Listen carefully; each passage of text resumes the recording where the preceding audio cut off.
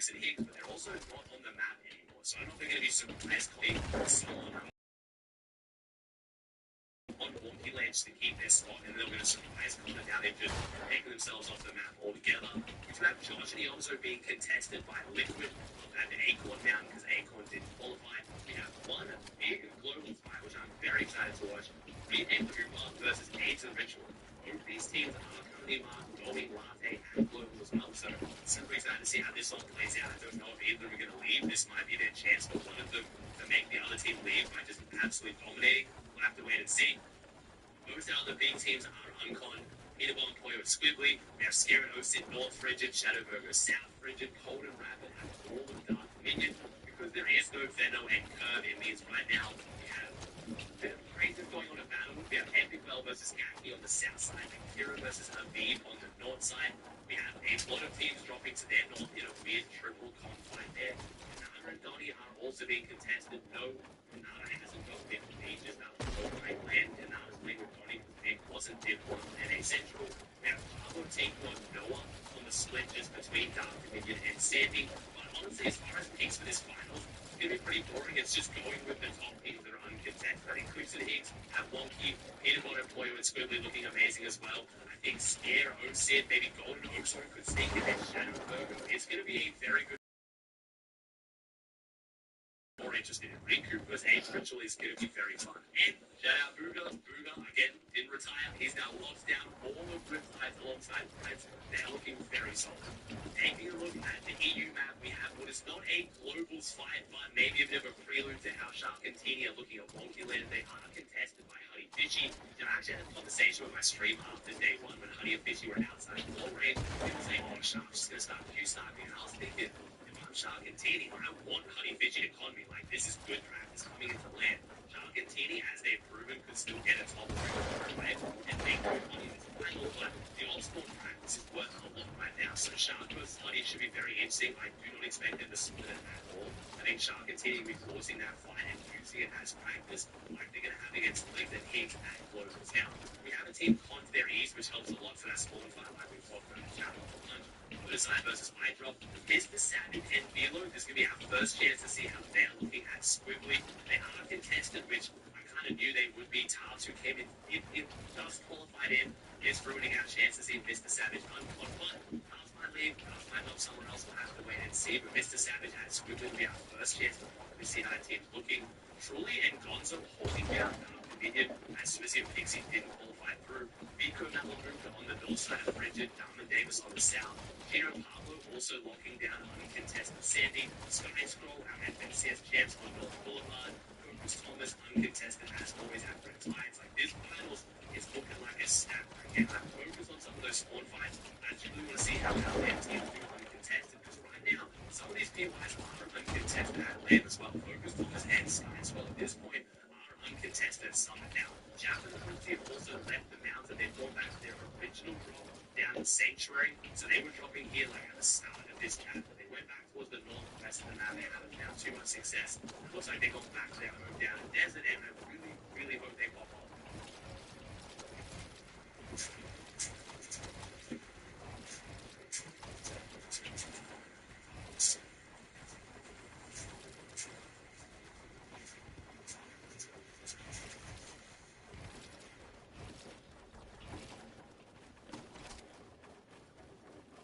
There's a completely unknown foreign player who has become blazing and destroying the best professional players in the world.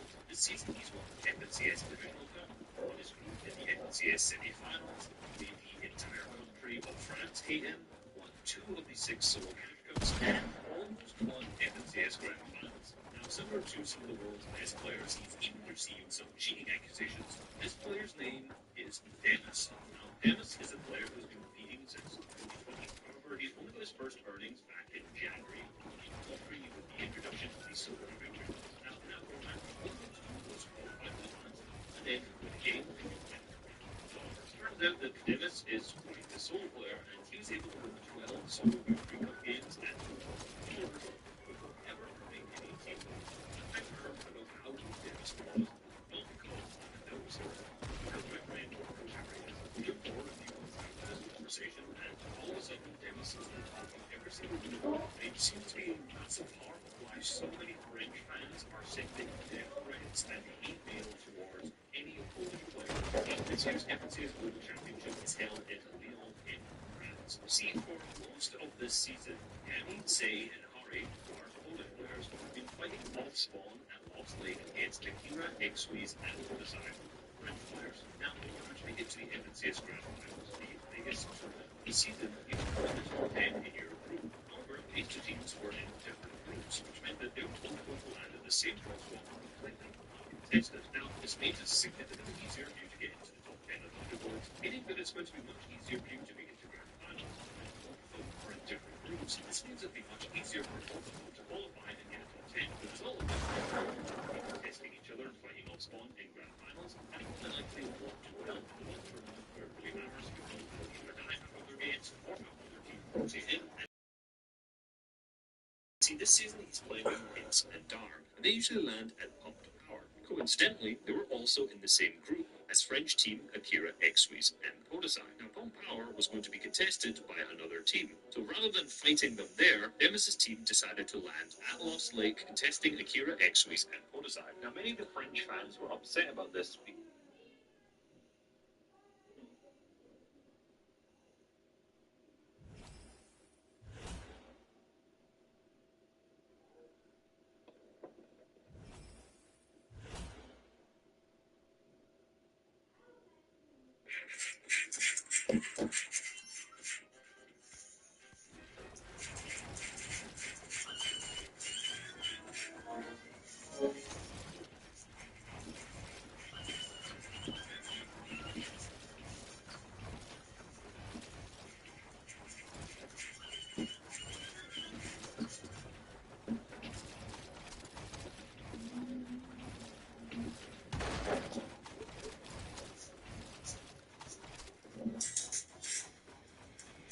Fortnite is one of the biggest games in the world, and with that comes a lot of sweaty players. My whole life, I've played video games on a controller. When it comes to a game like Fortnite, a controller is pretty limited. I mean, just look at this clip on screen of me struggling to do a triple edit on controller.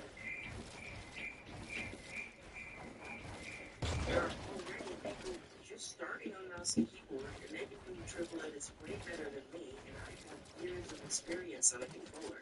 But anyway, after many years, I finally decided that if I actually want to improve at Fortnite, I'm going to need to switch mouse. Before we get into this video, just so you know, I did break down the clips at launch, so this video is like 2 hours long.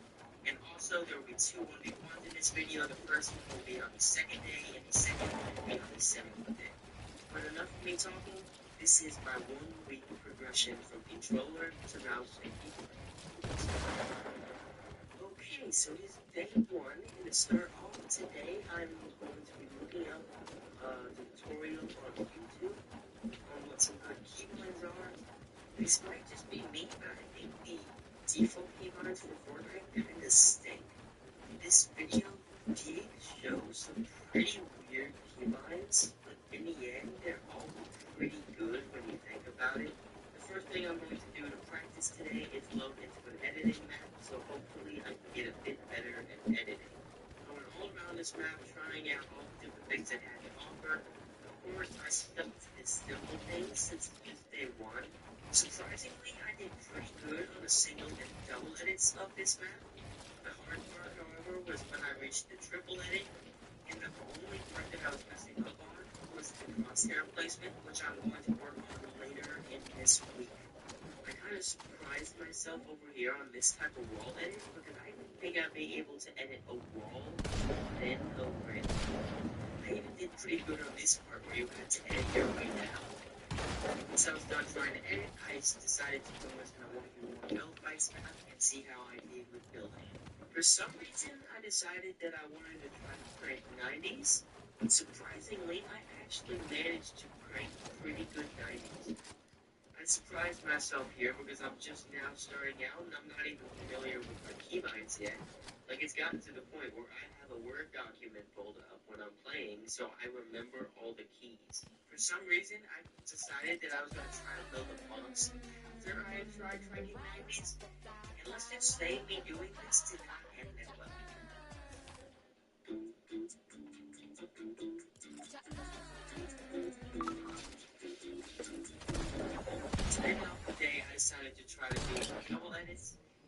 say, just like the box, this did not go well. It is officially day 2, and today I'll be wanting with friends. Before I do that, I think I need to practice again. It's still only day 2, and I'm still pretty bad. I then loaded this only one map, and when I was ready to get into the game, I realized something. If I actually want to improve on mouse and keyboard, I can't have keybinds that I can't remember my pressing keybinds. So I made the decision to change my keybinds yet again. Honestly, it's better to change them now than later in the week. It's still annoying though, because I'm gonna have to change them. It used me for like 5 minutes and then hop straight into the 1v1. But on the bright side, at least now I can actually remember my keybinds without having to work on them. Once I loaded my build fights map, I decided to try to crank 90s again, and they went pretty well. Cranking 90s did go pretty well. We're just not gonna talk about whatever I was doing here. After I felt somewhat confident with my builds and editing, I decided to try to do one thing that I had struggled with the past day. I had tried building a box. And to my surprise, I actually managed to build a box. I know that sounds terrible, but considering how bad I did at building a box yesterday, that's pretty good for me. With my newfound skill of building a box, I decided to invite my friends to my party and we started the first round. I was playing really weird and I was twisting my mouse around. Since I was playing so weird, he easily defeated me round 1 and round 2. I then told myself that I needed to log in if I wanted to lose. I started playing less weird and I actually managed to defeat him.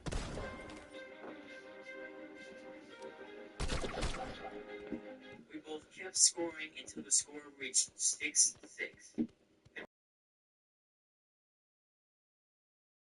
And I really wanted to win it. Knowing this, I decided to actually really focus to the game and nothing else. And because of that focus, I managed to score myself 2 more points, meaning the score was now 9-6. All I needed was 1 more point and I would win the game. I was sweating and my heart was pounding, but I actually managed to log in and get myself my first win out of the 1v1 Sophie. Understand how difficult it was?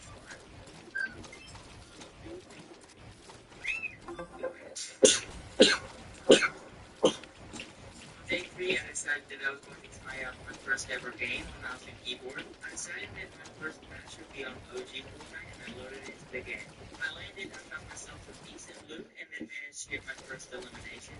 It was until I ran into this guy who eliminated me. I then decided that I wanted to play another OG match, but this one did not go well. When I got into the game, I found that he was fighting, so I decided to try to push them. And then this one kid beats me, so I decided that it was the best choice for me to run. I was pretty much running most of the game, and I only got my first elimination, but there was less than 30 players left. After I got my first elimination, I managed to get myself a couple more. One of these fights hurt me badly, so I decided to try to use a campfire, and for some reason, I chose to forget what my move key was the exact moment I was standing on the fire. After I accidentally brought myself alive, I moved around the map trying to find more people. I then found myself my fourth and fifth elimination. It was now a 1v1v1. I knew if I wanted to win this game, I would have to play pretty smart and only choose 5 people when I knew I could get shots. One of the other players had died, and now it was 1v1, but sadly, this final zone was really small and used the minigun on me. The first thing I decided to do on day 4 was load into a 1v1 map, so I just 1v1 some people. As you can probably tell, this is my first time officially 1v1 someone in a 1v1 map. This first fight seemed like it was lasting forever until I did this. I didn't play too long, but I did manage to get myself a good amount of eliminations in the time that I wasn't playing with this guy. After I felt somewhat confident with my 1v1 abilities, I decided that today was the day I played my first ever Battle Royale match on Top 4. And let's just say that did not go that well. I decided that I was going to play another Battle Royale match just because of how terrible that game went. In this game, I decided to land Seaport City, and I found myself some good loot and managed to get my first 2 eliminations. after I'd eliminated everyone at Seaport City, I decided to get on the train. A little after I got on the train, I found myself a shotgun, so I jumped off the train. And then I found this guy right here. While I was eliminating him, the train managed to escape, and I had to chase it for like 5 minutes. I then spotted this guy on the train, and I eliminated him. Even after I used all of my shockwaves, I still didn't manage to get onto the train. Since I couldn't get on the train, I decided to try to go look for fighting. Then I got beaten by this one kid who eliminated me.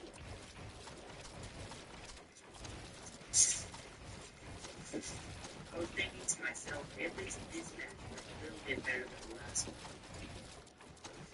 So right now for the day, I decided to load into this creative room, so I can go this pretty sweaty place. To start off day 5, I decided to load into a map where I can practice my crossdown placement. I went all around this map trying the different types of edits and like where to put my crosshair, but I just felt like this wasn't really helping me at all, so I decided to load into a different practice map where I could both practice my editing and aiming. When I got into the map, I decided to go straight to the editing section so that I could be a little bit more confident with my edits. The only thing I really did on the editing part was triple edits. I was done with this, and I felt like I was actually progressing a little. I decided to go to the main section. It's not a surprise, I'm actually pretty good at aiming. So I went to all the different sections to sure that I was good with all the different types of thing. And then when I finally felt ready, I decided to load into another OG game. When I got into the game, I decided to land Retail Row, and I'm not going to tell you about this whole game. But what I am going to say is that I did win this game. And if you want to see the whole game, you're going to have to go check my channel in probably a couple of days. I'm going to be posting this since it is my first official win on mouse and keyboard. You're probably thinking right now, why would I want to go watch that? But just so you know, I did actually get some pretty hilarious trap kills in this game. So make sure you go watch that video when it comes out. But after I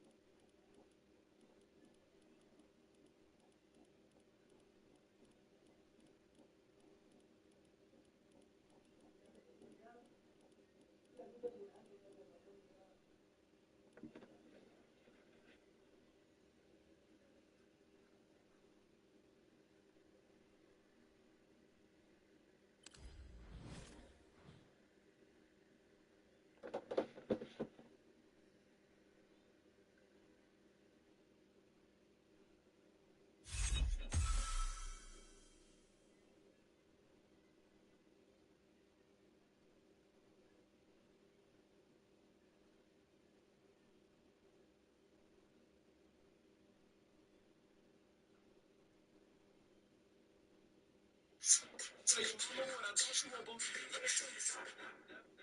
Nephew, let me show you.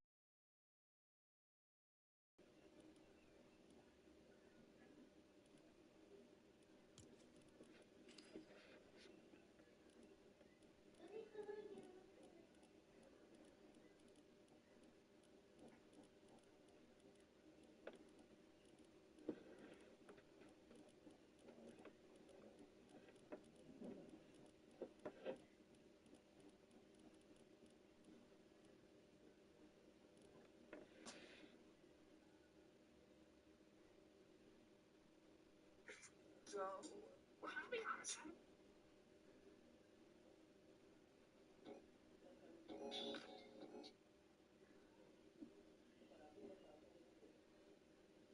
This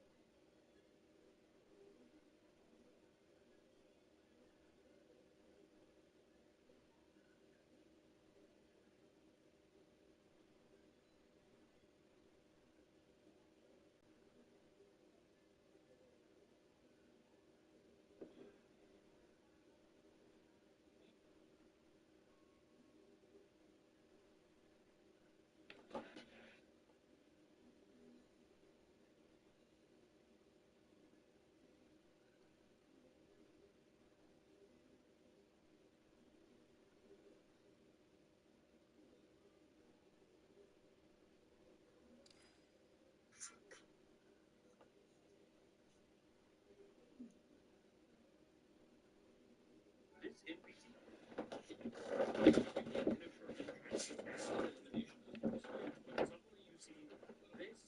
you see this massive structure. If anything, this is a good strategy because nobody is going to spend the time to try and fight you inside of whatever this is. But unfortunately, Peterbot, Cole, and Ritual were in this lobby. The Golden team proved good to fight, but despite the fact they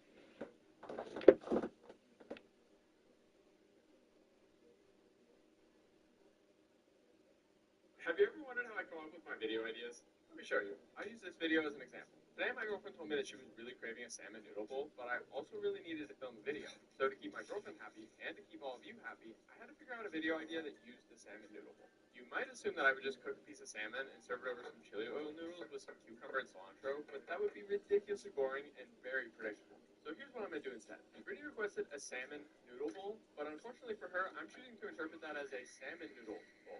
See what I did there? That's right. I'm making her noodles using salmon meat. Literally salmon noodles. I couldn't find any recipes for salmon-infused noodles, so I just guessed that I'd be able to blend up the salmon with some egg white and cornstarch and then pipe that mixture into boiling water to make salmon noodles. I feel confident that you guys are going to enjoy this video concept, but these salmon noodles did look fairly disturbing until I mixed them up, so I'm not feeling super confident that Brittany's going to love the food. You wanted salmon noodle bowl, so I made you salmon noodle bowl. The noodles like salmon. It's confusing. Have you ever wondered how I come up with my video ideas? 1, 2, 3, and...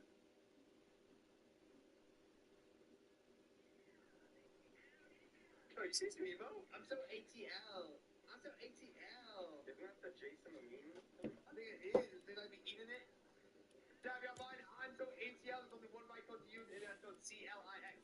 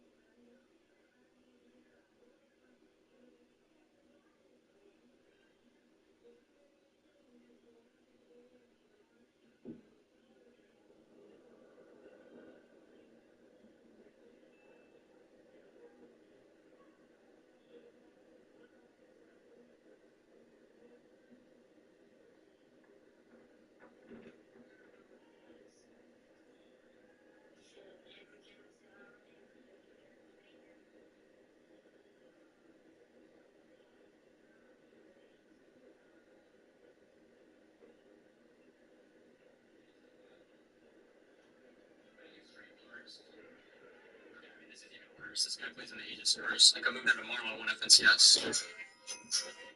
That's valid. He carries the fuck out of clicks to hell and back.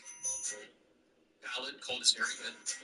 Miro, probably the best player of all time, most skilled player of all time. He plays control, which actually takes skill, unlike kBM. Miro, best player of all time. Valid. He is 0 thing, though. Yeah, he's still 5. Winning in straight corners.